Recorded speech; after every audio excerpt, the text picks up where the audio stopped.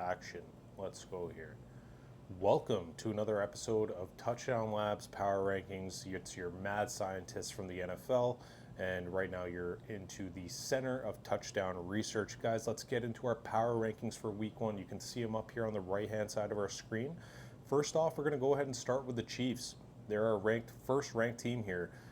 Chiefs had the toughest schedule of the first 2 weeks. They've gone against Baltimore and they've gone against Cincinnati.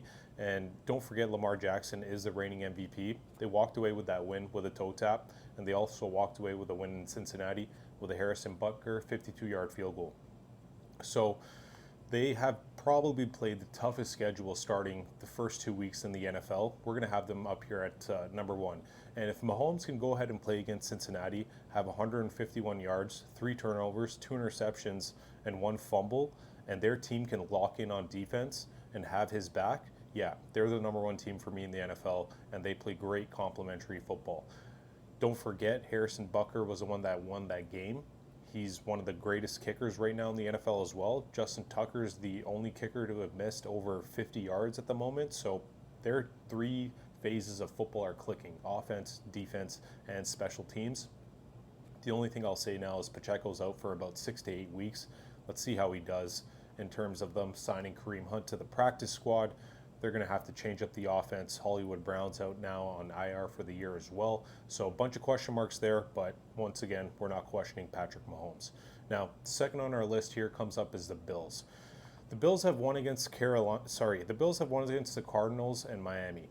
Let's not forget here at Touchdown Labs, Kyler Murray was named one of our players of the week along with Alvin Kamara, who's leading the NFL with 5 touchdowns. Last week, Kyler Murray was almost one of the only quarterbacks to have a perfect passer rating. His jersey actually got sent to Canton for the Hall of Fame. And he got Marvin Harrison Jr. involved. He was able to get 2 touchdowns and score about 130 yards.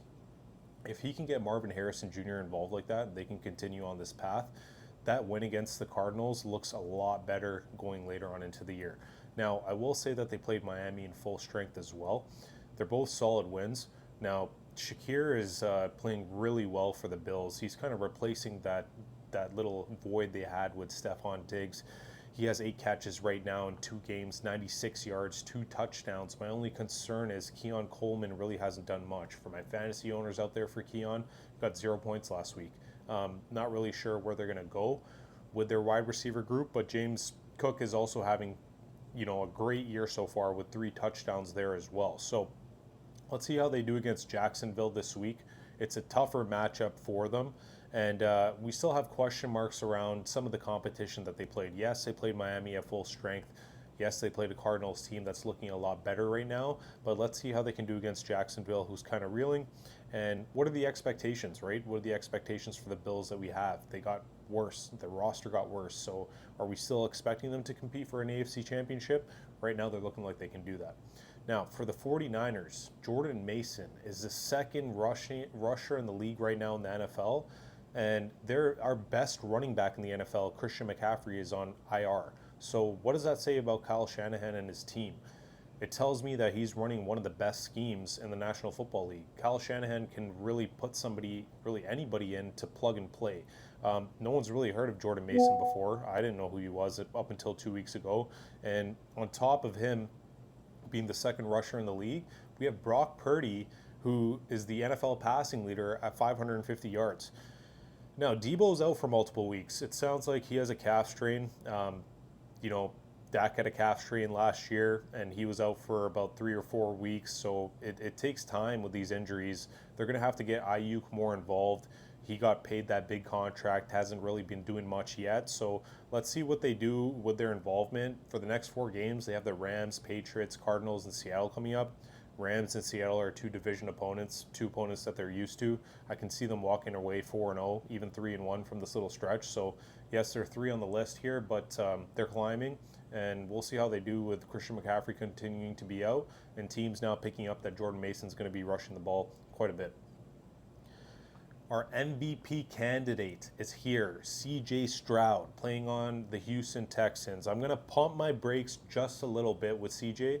So their wins are against the Colts and the Bears. We know, I just posted something today on our Instagram page. Caleb Williams has like the lowest yards per EPA of any quarterback to start in the last 10 years. Not a good look. Not a good look from them going from Justin Fields as well. So what do I need?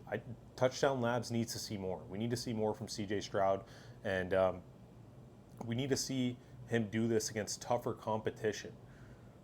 Really, for CJ, what this is about is CJ needs to walk away with this 2-0, and he needs to continue this going into this week 3.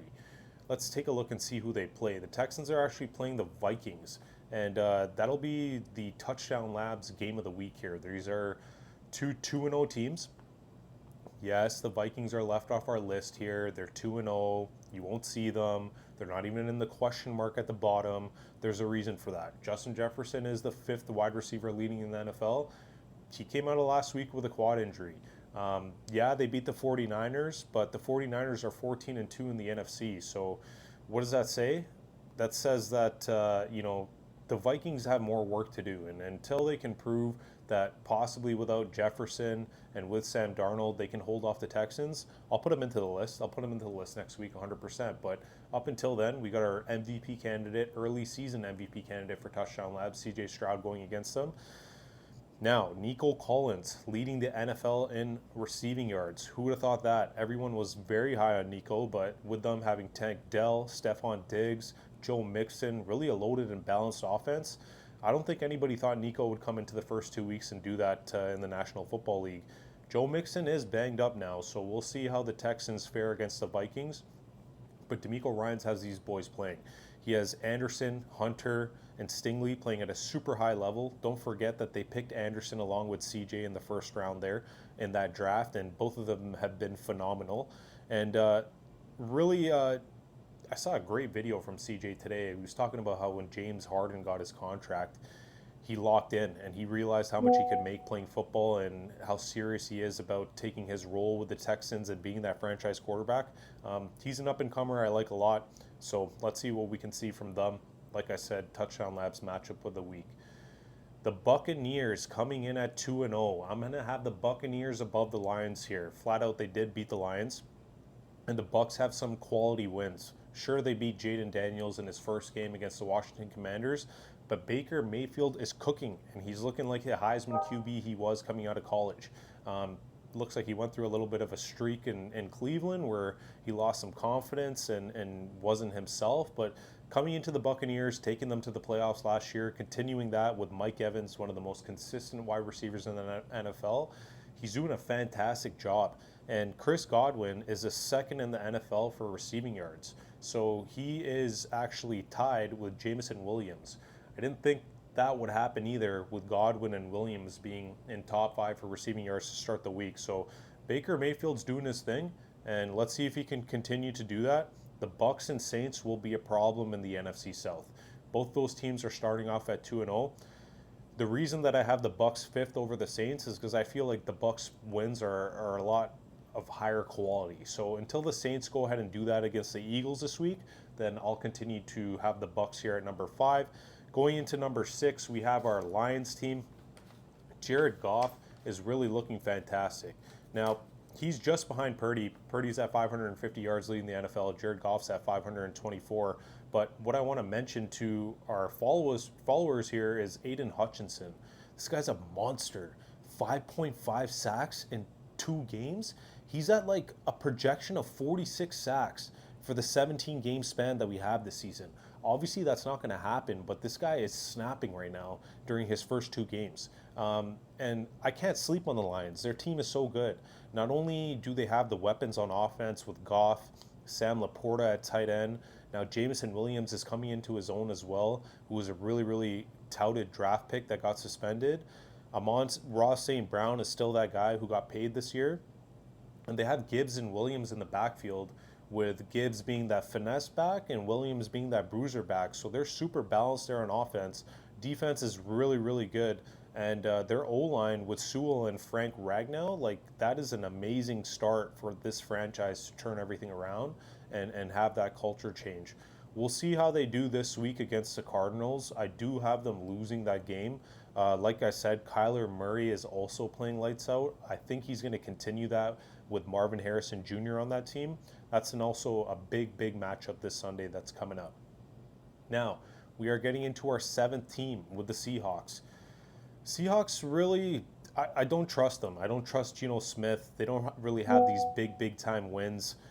They have a first-year head coach with McDonald coming over from Baltimore. Yeah, he's a defensive mind. I do trust him to have the defense in place there and ready to succeed. But really, can the offense sustain? They have the 49ers coming up on their schedule. Kenneth Walker's injured as well. I really don't know how they're going to fare coming up the next couple of games. They're a little bit iffy for me. So they're seventh, but they could fall quite easily going into next week. And we have another surprise team here with the Packers coming in at number 8. Really a tough loss for the Packers, not only losing week 1 against the Eagles, but losing their star quarterback, Jordan Love. I wasn't that high on Jordan Love last year, but coming in, beating the Cowboys in the playoffs and really showing us that he's that guy and having that great preseason, I've bought into him. And they're missing him right now, but they beat a Colts team that nobody really expected to be this bad. So I don't know how they're going to do going ahead. Can they do it again? That part I'm not sure. Really, that's something for us to see. The Packers are going up against the Titans. Will Levis has been having a tough time. His coach has been super hard on him right now. But Packers are a little bit of a question mark for me right now. The Saints, Cowboys, Chargers, all of these teams could really bump them up over the list with a loss here against the Titans. Now, going into the Saints, yes, I have them ranked 9th. Fox, Sunday Night Football, Pro Football Focus, Pro Football Talk, all of these guys have the Saints in like the top 5 in the NFL. I'm going to cool everyone's brakes a little bit, okay? They beat the Cowboys. Yes, they did. Clint Kubiak was probably the reason for that.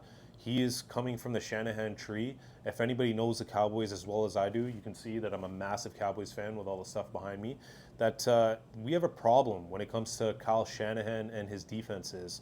And Clint Kubiak's from that tree. So he was able to give us fits, but why? Why is he giving us fits? They're running 8-man max protection. They have tight ends on both sides of the line, and they're just literally running stretch plays over and over again to both sides, and then play actioning off that with only 2 receivers running routes.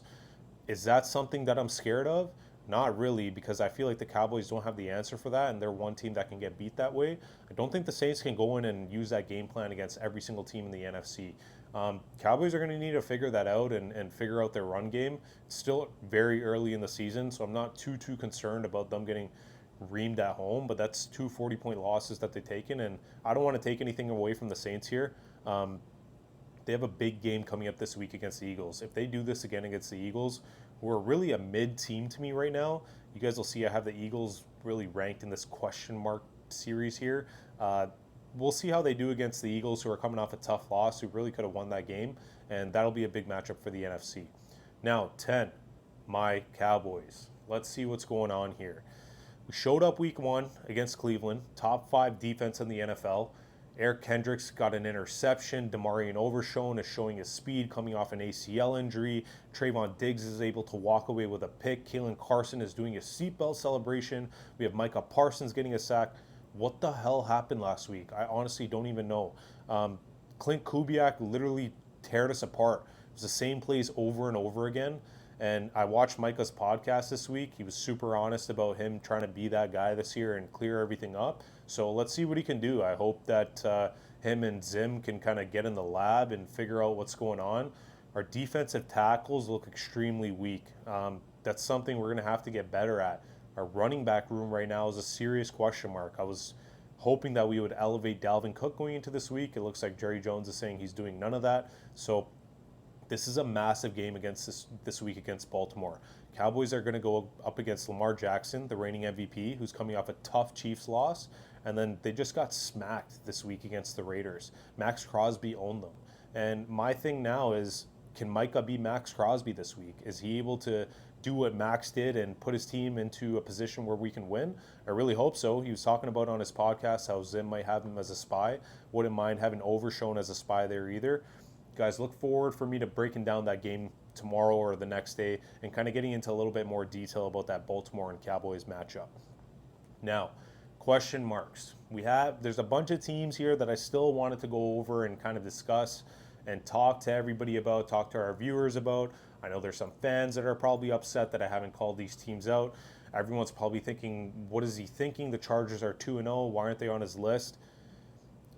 The Chargers, I'm not a believer. They got not really a first-year head coach. Like, Harbaugh's been in the league. He's had a lot of success with the 49ers, but I need that sustained success from them. I've seen the Chargers do this every year where they go on little streaks and then they go on losing streaks and they end up being an 8-8 team, 8-9 team, very, very mediocre.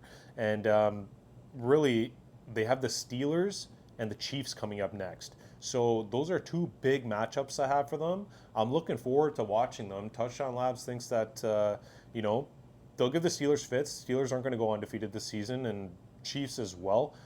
That's an AFC rival of theirs, but they have wins against really the Panthers and Vegas. So I'm not bought in yet. Eagles, they're mid. Like, yeah, Saquon Barkley could have caught the ball yesterday and won the game. You guys just lost to Kirk Cousins, who was supposed to be garbage in primetime. And it wasn't a good look. Struggled all night on offense up until the end. Tush push is all they can do. Like 16 play drives, taking up like 8 minutes of the clock, but they're walking away with field goals. A.J. Brown was a huge, huge loss for them. If he continues to, stay hurt, I don't see the Eagles beating the Saints this week, and I don't see the Eagles having that maintained success. Really, they look like the team that kind of collapsed at the end of 2023. Steelers, 2-0. Who would have thought? Fields is starting over Wilson. And, they're sitting here with now Steelers are going to have a tough matchup this week. We just talked about it. Question mark with the Chargers. They're facing another 2-0 team. That's another 2-0 matchup that we have along with the one that we spoke about with the Texans matching up with the Vikings. But in regards to the Steelers, it's going to be interesting. Joe Alt's a great offensive pickup for them, for their offensive line. They have Slater there as well. Their line's kind of been solidified. So is TJ Watt going to be that menace that he's been over the last 2 weeks? Or is he going to get neutralized? And is that Steelers defense kind of going to have to lean on that Steelers offense this week to get it done and keep up in points? I do have the Chargers winning that game. So let's see if the Chargers can bump up to 0-3 and make it into TD Lab's top 10 this week. Also want to kind of go over Baltimore. Didn't expect these guys to be 0-2. They're not an 0-2 team. They have the reigning MVP coming over from last year, Lamar Jackson, playing fairly well. Isaiah Likely and Mark Andrews were marked to both be top 10 fantasy tight ends last week. And Max Crosby really just killed that game. So the fact that he can do that, there's a reason. And that reason is they have 3 new starters on the O-line. I don't know what they were thinking, letting 3 folks go and starting new like that. But that's the reason Derrick Henry's not succeeding behind this Ravens O-line and Lamar Jackson's playing hero ball. He also doesn't have that wide receiver room that we think he would have. So they're going to struggle against the Cowboys this week. I don't think they're going to present the same problems that the Saints did because they don't have the same front. They don't have the same offensive linemen that can do that. They'll probably max protect, but I really have hope that the boys can change it around. So that's a special shout out for a big game coming up this week on Sunday, 4:25. Lastly, Cardinals. Cardinals lost that tough game against the Bills week 1, and we kind of thought they were the Cardinals of the old. And now the Cardinals are coming in and really showing us that they're a different team. Could be because they drafted Marvin Harrison Jr., and Kyler Murray probably had one of his best games over the last 2 years last week. Let's see if he can continue that. I still have him as a question mark. Don't know if they're the Arizona of old, but they've definitely shown us that they can be a very, very good team. And they're going up against a tough matchup as well, coming up in the next couple of weeks, going up against the Chargers and some other different teams. So let's see how they do. Once again, thank you to everybody. This is your Mad Scientist coming at you this week with our Week 3 Power Rankings. Hope you guys loved it. Touchdown Labs